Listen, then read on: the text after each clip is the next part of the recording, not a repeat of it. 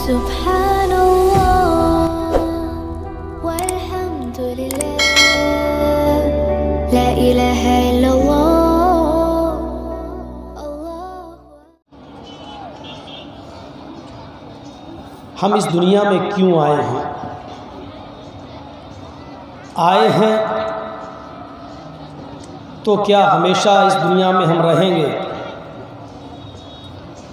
नहीं रहेंगे तो क्या होगा? मरेंगे। मरेंगे तो क्या होगा?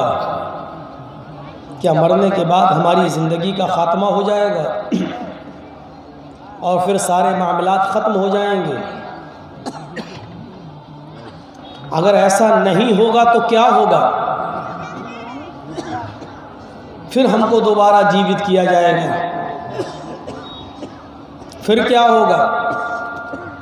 फिर इस ज़िंदगी में हमने और आपने जो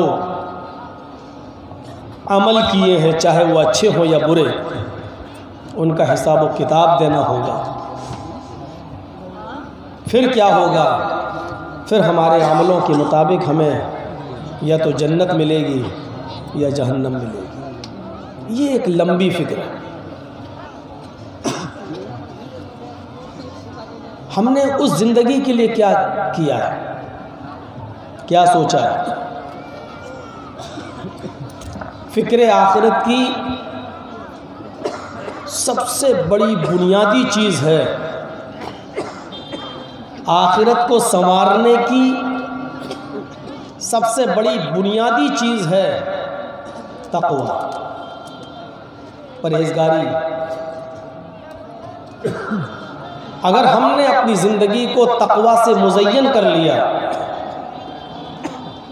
परहेज़गारी से मुज़य्यन कर लिया, तो हमारी आखिरत बन जाएगी। अब सवाल पैदा होता है कि तक़वा क्या है?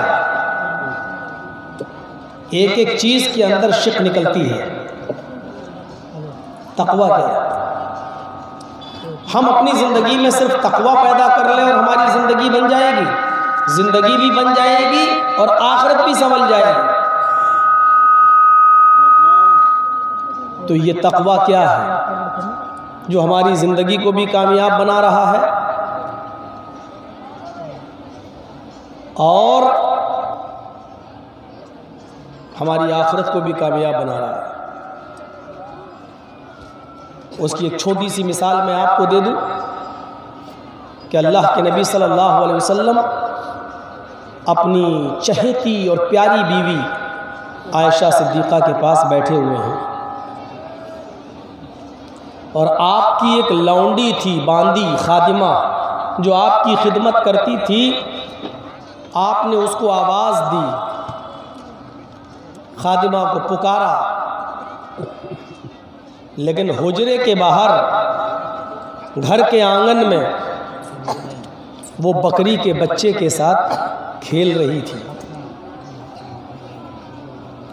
अल्लाह के नबी ने उस लौंडी को आवाज़ दी, उसने आवाज़ सुनी लेकिन नहीं आई। आपने उसको दोबारा आवाज़ दी, उसने आवाज़ सुनी लेकिन नहीं आई। आपने उसको तीसरी बार आवाज़ दी, उसने आवाज़ सुनी लेकिन नहीं आई। अल्लाह के नबी ने कहा, आयशा ज़रा दरवाज़ा खोल के देखो तो कहीं दूर तो नहीं चली गई। हज़रत आयशा ने हुजरे का, कमरे का जब दरवाज़ा खोला तो देखा वो तो घर के आंगन में बाहर ही बैठी हुई है और बकरी के बच्चे के साथ खेल रही है। उसको डांटते हुए हज़रत आयशा ने कहा, इधर आ। वो अंदर आई। अल्लाह के नबी सल्लल्लाहु अलैहि वसल्लम ने उससे पूछा, मैंने तुम्हें जो आवाज़ दी थी क्या तुमने नहीं सुना? खड़े होकर मत बनाइए, ये तो यहाँ बैठ जाइए, उधर के लोग अभी शोर करेंगे, हम लोग तो परेशान हैं। क्या तुमने मेरी आवाज़ नहीं सुनी थी? उस लौंडी ने जवाब दिया, अल्लाह के नबी सुनी थी। उस ज़माने की लौंडी, उस ज़माने की खादिमा भी झूठ नहीं बोलती थी। आवाज़ सुनी नहीं आई, ये एक अलग चीज़ है। लेकिन जब अल्लाह के रसूल ने पूछा, वो झूठ बोल सकती थी, वो कह सकती थी नहीं मुझे सुनाई नहीं दिया, मुझे आवाज़। यार इनसे कहिए माइक ये बार बार ना बोलें, जो होना तो हो गया। लग रहा शहरी का ऐलान कर रहा है। মাংস প্যান্ডেল থেকে খাবার প্যান্ডেল থেকে যে মাইকটা হচ্ছে মাইকিংটা বন্ধ রাখতে হবে, এখানে ডিস্টার্ব হচ্ছে, বন্ধ করুন, ওটা বন্ধ রাখুন। যার দরকার আছে জেনে নিয়েছে চলে যাবে আপনার কাছে, বন্ধ রাখুন ওটা। उनकी आवाज़ आती है तो लगता है कि एक और तकरीर हो रही है जलसा।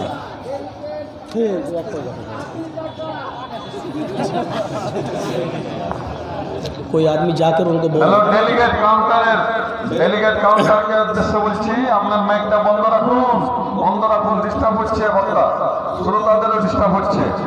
उस ज़माने की लौंडी भी सच बोलती, चाहती तो बोल सकती थी कि नहीं आवाज़ नहीं सुनाई दी हमें, लेकिन उसने कहा नहीं आवाज़ सुनाई दी। आपने कहा फिर क्यों नहीं आई मेरे पास? सर नीचे कर लिया, नहीं आई। क्यों? पता नहीं क्या काम हमको करने के लिए बोल देंगे, नहीं आई। मिसवाक थी, मिसवाक जो करते हैं नमाज से पहले हम लोग, तो वो मिसवाक अल्लाह के रसूल के कान में लगी हुई थी। सुनिए बुखारी शरीफ के अल्फाज हैं, कभी जब नमाज का टाइम होता तो आप ऐसे निकालते और मिसवाक करके मस्जिद में नमाज पढ़ने चले जाते। वो मिसवाक आपके कान में लगी हुई थी, उसको निकाला और उस मिसवाक से आप उस लौंडी को, अपनी खादिमा को मारने के लिए चले गए, उसके पास बैठे और मिसवाक उठाकर ऐसे उसके ऊपर उठाई और करीब था कि मारे, नज़दीक था कि मारे, लेकिन आपने उसको यूं किया और रोक लिया, मारा नहीं। और उसके बाद मिसवाक को अपने कान में लगाया और आपकी आंखों में आंसू आ गए। हज़रत आयशा वहीं बैठी हुई थी, कहती हैं अल्लाह के नबी क्यों नहीं मारा उसको, वो इसी मार के लायक है। 3 बार आपने आवाज़ दी और उसने नहीं सुना, सुना और फिर भी नहीं आई। तो अल्लाह के रसूल का जो जवाब था ये तकवा से भरा हुआ था, ये तकवा है। आपने फरमाया आयशा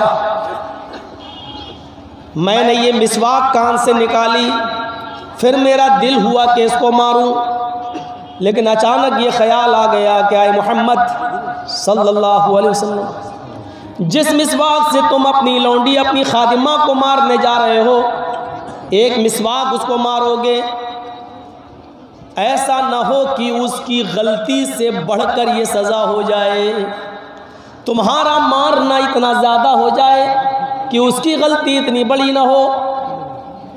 अगर तुमने उसको एक छोटी सी मिसवाक ऐसे कितनी लगेगी, अगर ये मार दिया, ऐसा ना हो कि आपका इतना मारना उसकी गलती से ज़्यादा हो, तो क़यामत के दिन वो मुकदमा दायर कर सकती है और अल्लाह रब्बुल आलमीन के दरबार में वो कह सकती है अय अल्लाह मेरी गलती इतनी बड़ी नहीं थी जितनी बड़ी सज़ा मोहम्मद रसूलुल्लाह ने मुझे दी है, मुझे इंसाफ चाहिए तेरे दरबार में, मुझे बदला चाहिए, मुझे इंतकाम चाहिए।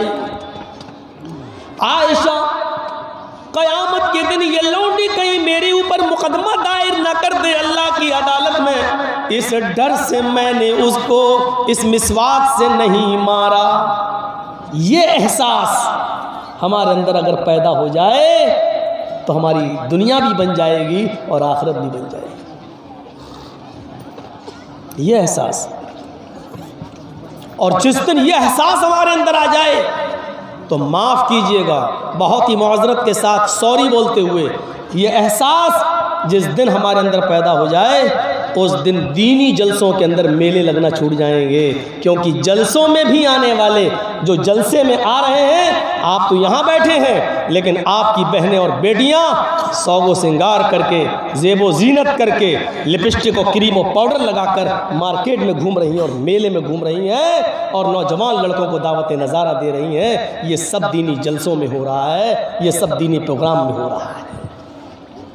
बहुत ही मुआज़रत के साथ और माफ़ी मांगते हुए मैंने ये बात कही, लेकिन हक़ है, सच है, सुनना पड़ेगा। क्या कीजिएगा इसको, इतना बड़ा जलसे का इंतज़ाम आप कर सकते हैं, लोगों के बैठने का इंतज़ाम कर सकते हैं, मैनेजमेंट कर सकते हैं, तो क्या आप बाज़ार में ये औरतें ना जाएं, जवान लड़कियां ना जाएं, क्या आप इसका इंतज़ाम नहीं कर सकते? ये सोचना पड़ेगा हमारे समाज को और हमारी सोसाइटी को और हमारे मुआशरे को आगे के लिए। क्या कहा अल्लाह के रसूल ने? ये छोटी सी छड़ी मिसवाक मैं मारना चाहता था उसको कि मार दूं, लेकिन डर ये हुआ कहीं उसकी गलती से ज्यादा सजा ना हो जाए। आपने माफ कर नहीं मारा। ये कौन सा एहसास था और ये एहसास किसको हो रहा है? मुहम्मदुर रसूलुल्लाह, जिनके जन्नती होने में कोई शक नहीं है। जन्नत का दरवाज़ा सबसे पहले कौन खटखटाएगा? मुहम्मदुर रसूलुल्लाह सल्लल्लाहु अलैहि वसल्लम। कब्र से सबसे पहले कौन उठेंगे क़यामत के दिन? मुहम्मदुर रसूलुल्लाह सल्लल्लाहु अलैहि वसल्लम। जन्नत का दरवाज़ा सबसे पहले कौन खटखटाएगा? मुहम्मदुर रसूलुल्लाह सल्लल्लाहु अलैहि वसल्लम। जन्नत के अंदर सबसे पहले कौन दाखिल होगा? मुहम्मदुर रसूलुल्लाह सल्लल्लाहु अलैहि वसल्लम। मकाम महमूद किसको मिलेगा? जनाब मुहम्मदुर रसूलुल्लाह सल्लल्लाहु अलैहि वसल्लम को, जो खुद जन्नती हैं। मकाम महमूद जिनका ठिकाना है, वो शख्सियत कह रही है कि मुझे डर है कहीं इसको मारूं तो मेरी मार उसकी गलती से ज़्यादा ना हो जाए। कि ये एहसास था नबी अकरम सल्लल्लाहु अलैहि वसल्लम के लिए, जिनके लिए मकाम महमूद है, जन्नत जिनका ठिकाना है।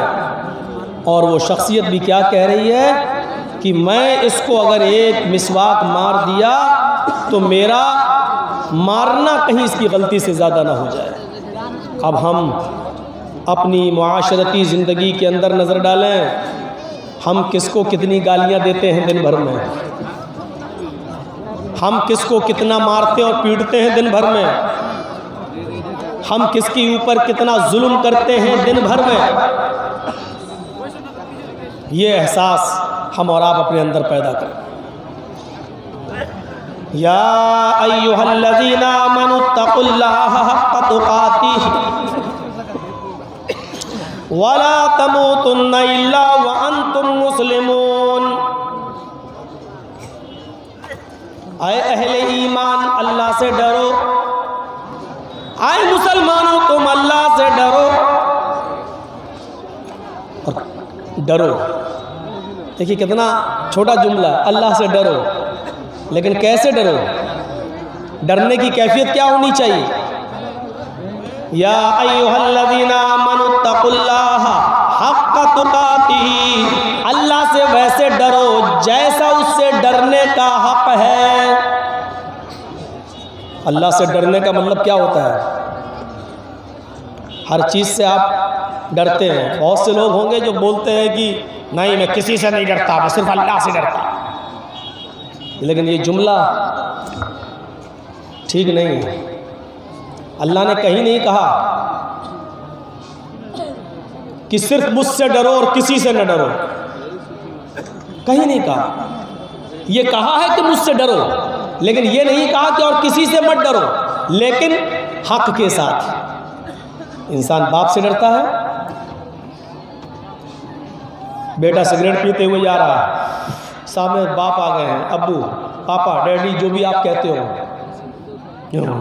सिगरेट फेंकी हो। आप अदब कर रहे हैं, ये डर अदब के दायरे में है। छोटा भाई सिगरेट पीता हुआ जा रहा है, सामने बड़ा भाई आ गया, ये डर है।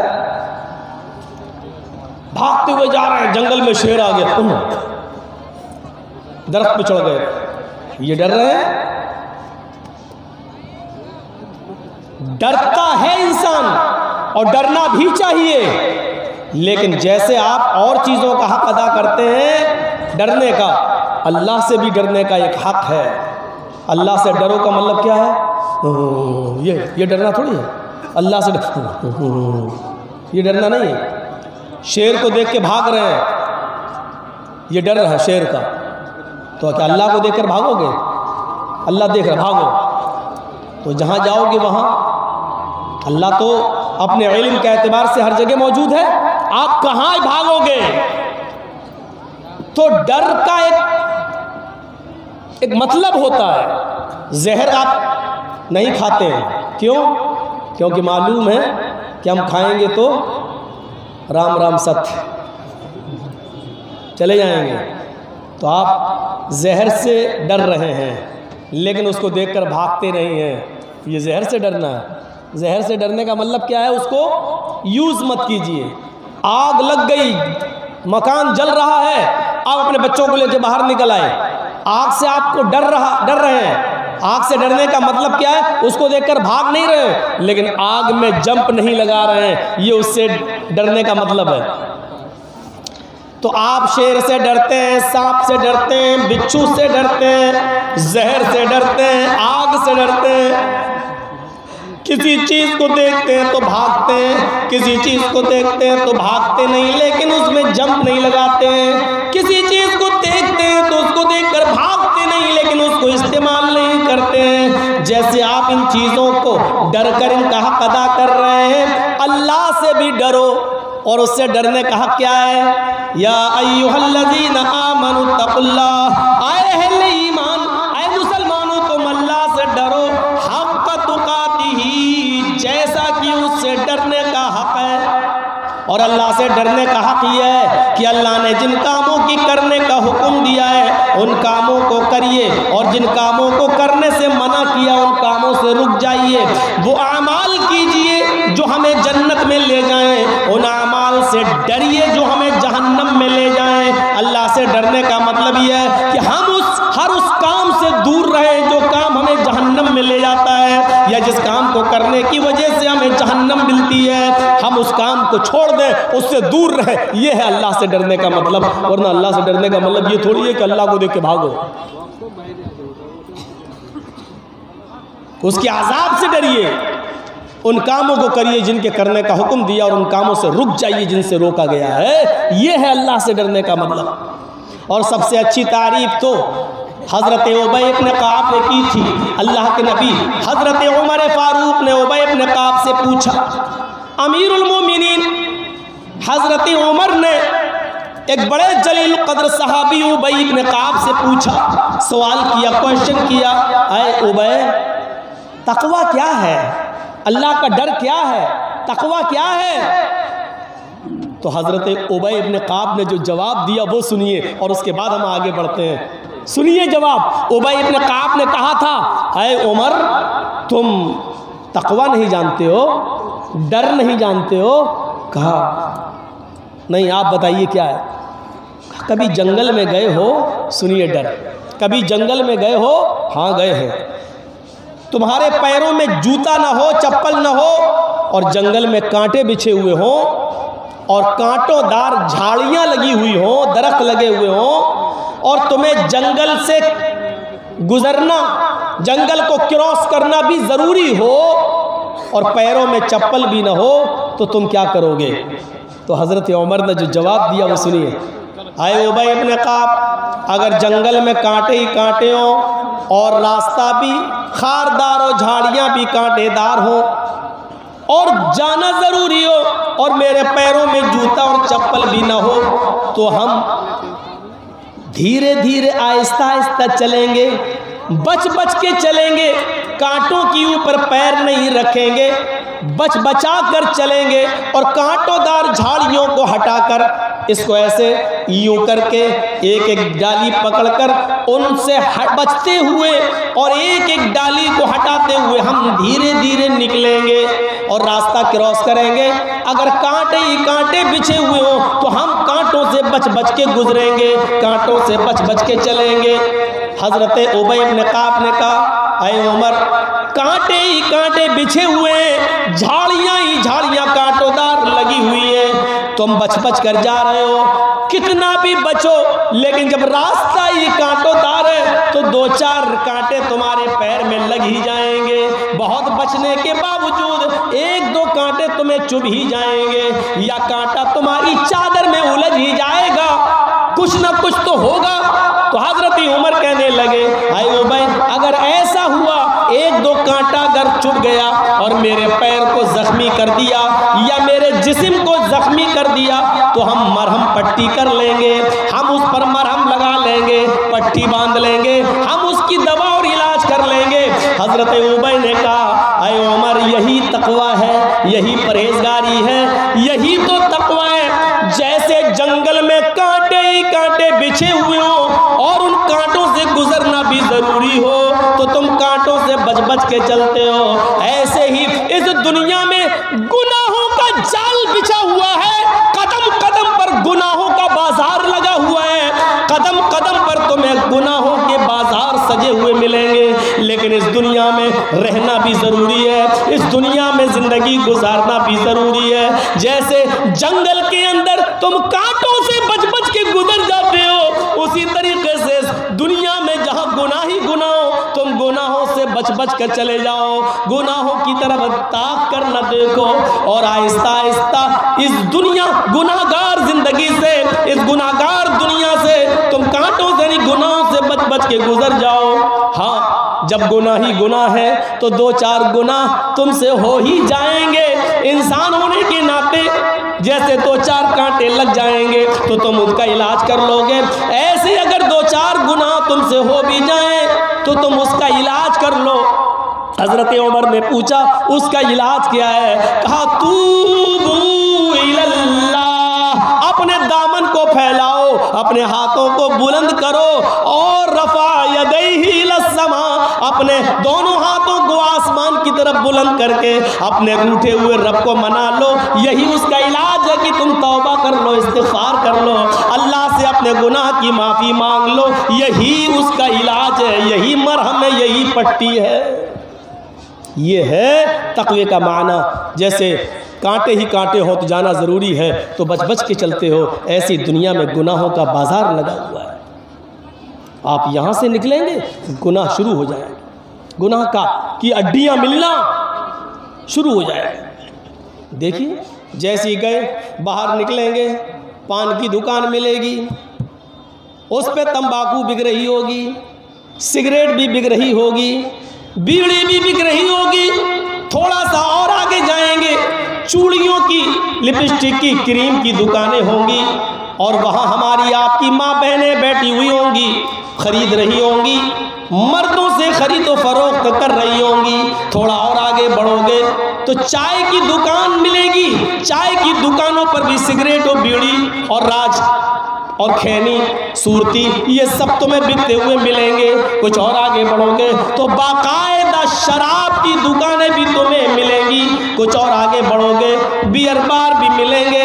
कुछ और आगे चलोगे तो जिस्मों को बेचने वाली लड़कियां और औरतें भी तुम्हें दावत नज़ारा दे रही होंगी, आओ चीप रेट में, सस्ते भी है, हाई रेट भी है, हम कॉल गर्ल भी है, हम हाई फाई प्रोफाइल भी है, सारी चीजें मौजूद हैं। ये दुनिया में गुनाहों का जाल है। जैसे कांटों से बच बच के गुजरते हो, ऐसे ही दुनिया में गुनाहों से बच बच के चले जाओ। यही तकवा है। अगर एक आध गुनाह तुमसे हो जाए तो तुम अल्लाह से तौबा कर लिया करो। बिस्तर पे जब सोने के लिए जाओ तो पूरे दिन का हिसाब लिया करो। आज हमने दिन भर में कितनी अच्छाइयाँ की हैं, कितने गरीबों को हमने खाना खिलाया, कितने फ़कीरों को खाना खिलाया, कितना सदका और खैरात किया, कितने हमने नफली नमाजें पढ़ी, हमने कितनी अच्छाइयाँ की। और रात में जब सोने जाओ तो दिन भर का हिसाब लेते हुए ये भी सोचो कि आज हमने गुनाह कितने किए हैं। और जब सोने जाओ तो ये मत सोचो कि सुबह हम सही सलामत उठेंगे। अल्लाह के रसूल ने अब्दुल्ला इब्न उमर से कहा था, कुन फिद दुनिया का अन्नका गरीबुन औ आबिरु सबील। आए अब्दुल्ला, दुनिया में एक मुसाफिर की तरह रहना, एक अजनबी की तरह रहना। जैसे मुसाफिर हमेशा किसी जगह नहीं रहता, 2-3 दिन क़याम किया और आगे बढ़ जाता है, ऐसी तुम्हें दुनिया में हमेशा नहीं रहना है। आए अब्दुल्ला, तुम एक मुसाफिर की तरह इस दुनिया में आए हो। आए अब्दुल्ला, इज़ा अस्बहत फला तंतज़िरिल मसा, जब सुबह सवेरे उठ जाया करो तो शाम का इंतजार न किया करो। पता नहीं शाम तक तुम मुर्दों में लिखे जाओ या जिंदों में लिखे जाओ। वइज़ा अमसैत फला तंतज़िरिस सबाह। आए अब्दुल्ला, जब रात में बिस्तर पर सोने जाओ तो सुबह का इंतजार न किया करो। पता नहीं सुबह तक तुम्हारा शुमार मुर्दों में हो या जिंदों में हो। ये है तकवा, जिसको कुरान ने कहा है, या अय्युहल्लज़ीना आमनुत्तकुल्लाह हक़्क़ तुक़ातिह, ईमानों वालों अल्लाह से डरो जैसा कि उससे डरने का हक है। जैसा कि उससे डरने का हक है। ट्रेन में सफ़र कर रहे हैं, जर्जीस साहब की सीट लोअर बर्थ है, नीचे वाली है। मिडिल बर्थ पर एक और आदमी लेटा हुआ है और मिडिल बर्थ के ऊपर एक और सीट है, उस पर एक और आदमी लेटा हुआ है। रात में ट्रेन धड़ाधड़ चल रही है स्पीड से, लोगों ने लाइटें बंद कर रखी हैं अपनी कैबिन की। जर्जीस साहब पेशाब करने के लिए उठे, लोअर बर्थ से टॉयलेट से वापस आए, अपनी बर्थ पर लेटना चाहते हैं लोअर बर्थ पर। अचानक नज़र पड़ती है मिडिल बर्थ पर जो आदमी लेटा हुआ है, उसकी ऊपर वाली जेब में 2000 रुपये नोट की एक गड्डी है जो बाहर निकल रही है। जर्जीस साहब ने सोचा बहुत अच्छा मौका है, पूरा कोच सो रहा है, निकाल लूँ। ये तो ऐसे सो रहा है कि इसके फरिश्तों को भी पता नहीं कि इसकी हालत क्या है, निकाल लेता हूँ। जर्जीस साहब को डर भी है, कोई देख तो नहीं रहा है। देख रहे हैं दाएं बाएं, हाँ हाँ, कोई नहीं देख रहा, सब खर्र खर्र सो रहा है। अंधेरा है, एक नज़र फिर देखा, कोई नहीं, सब सो रहे हैं। दाएं बाएं भी देखा, सब सो रहे हैं। 2-2000 रुपये नोट की गड्डी उसके जेब से निकल रही है। अचानक हाथ बढ़ा दिया, खींच रहे हैं धीरे से ताकि उठ ना जाए, धीरे धीरे खींच रहे हैं, लेकिन डर भी लग रहा है। एक बार और देख लूँ, ट्रेन में तो देख लिया, ऊपर भी देख लूँ। मिडिल बर्थ के ऊपर जो लेटा है आदमी, जब हम नोट की गड्डी निकाल रहे हैं, अचानक क्या देखता हूँ कि ऊपर वाला आदमी मेरी हरकत देख रहा है। पूरी ट्रेन सो रही है, एक एक आदमी सो रहा है, लेकिन नोट निकालते वक्त देखा कि ऊपर जो बर्थ में लेटा वो देख रहा है। वहीं रुक गया हाथ। अब 2 ही रास्ते हैं साहब, मैं चोर नहीं हूँ, पैसे निकल रहे थे अंदर कर रहा था, या तो झूठ बोलूँ, एक रास्ता ये है, या दूसरा रास्ता ये है, सुन भाई अब तू भी देख लिया है तो आधा तेरा आधा मेरा, कहना किसी से नहीं। एक रास्ता ये है, लेकिन नीयत खराब हो गई, तुझे क्यों दूंगा, निकाल तो मैं रहा हूं। तो डर ये है कि कहीं वो चीख न दे, बोल न दे, इसलिए गड्डी निकाल रहे। तीसरा रास्ता ये कि लेके भागो और चलती हुई ट्रेन से कूदो, अपनी जान का जोखम में कोई नहीं डाल सकता है, इसलिए ये खतरा तो आप मोल ले नहीं सकते। वही 2 रास्ते, ये तो झूठ बोल दो भाई निकल रही थी, हम अंदर कर रहे थे, या ये कहो कि निस्फुल ली व निस्फुल लकुम, आधा मेरा आधा तेरा, हाफ हाफ। जब ऊपर वाला आदमी आपकी हरकत देखता है तो आपकी हिम्मत चोरी करने की नहीं होती, आप उस नोट की गड्डी को अंदर कर देते हैं। एक मामूली इंसान जब आपके मामूली जुर्म को देखता है तो आप जुर्म करने की हिम्मत नहीं करते हैं। शराब की बोतल हाथ में लेते हुए, चोरी करते हुए, जिना करते हुए, IPL के मैच में दड़े और सट्टा लगाते हुए, अगर यही ख्याल एक मुसलमान के दिल में पैदा हो जाए कि दुनिया की सारी निगाहें मुझे नहीं देख रही हैं, लेकिन अल्लाह रब्बुल आलमीन की निगाहें मुझे देख रही हैं, वो बसीर है, समीअ है, वो सुनता भी है और देखता भी है। सुनता है तो इतना ज़्यादा सुनता है कि काली रात में, काले जंगल में, काले पहाड़ पे चलने वाली काली चींटी के पैर के रखने की आहट को भी वो इतनी बुलंदी से सुन लेता है। काली रात में, काले जंगल में, काले पहाड़ के ऊपर चलने वाली काली चींटी के पैर के रखने की भी आवाज़ वो इतनी बुलंदी से सुन लेता है। और देखने का हाल यह है कि वो देखता है तो समंदर की तारीकी के अंदर भी व्हील मछली जो 40 टन गोश्त खाती है, एक दिन में उस मछली के पेट के अंदर भी कितने अंडे हैं, उन अंडों की गिनती कितनी है, वो उसको भी जानता है और उसको भी देख रहा होता है। मेरे प्यारे साथियों, वो समी है, वो बसीर है। हमें मेरे माँ बाप ना देख रहे हो, हमें पुलिस नहीं देख रही हो, हमें कोई नहीं देख रहा हो, लेकिन अल्लाह की ज़ात तो हमें देख रही है। अगर ये तसव्वुर हमारे अंदर पैदा हो जाए तो हम गुनाह के करीब न जाएं। इसी का नाम तो तकवा है कि हम शराब नहीं, अल्लाह देख रहा है, छोड़ हट, नहीं पिएंगे। ये है तकवा, हम अल्लाह के डर से कोई चीज़ छोड़ दें। ये है, खूबसूरत लड़की ने बुलाया, आ जाओ व्हाट्सएप पे, हो चले आओ, पता नहीं कैसी हो, पहले फ़ोटो भेजो, दे दिया, नहीं कुछ ओपन भेजो खुला हुआ, उसने वो भी भेज दिया, लो लड़की अच्छी, चल दिए। तकवा तो तब है जब बिस्तर पर उसके साथ लेटे हो, दोनों अपने कपड़े उतार रहे हो और उस वक्त ये ख्याल पैदा हो जाए कि दुनिया की सारी निगाहें नहीं देख रही हैं लेकिन अल्लाह देख रहा है, हट लात मारे, भाग चल, आई हमारा ईमान खराब करने, और उसी वक्त वहां से निकल जाए। ये है तकवा। ये है जैसे कौम बनी इसराइल में उस शख्स ने तकवा अख्तियार किया था, और बुखारी शरीफ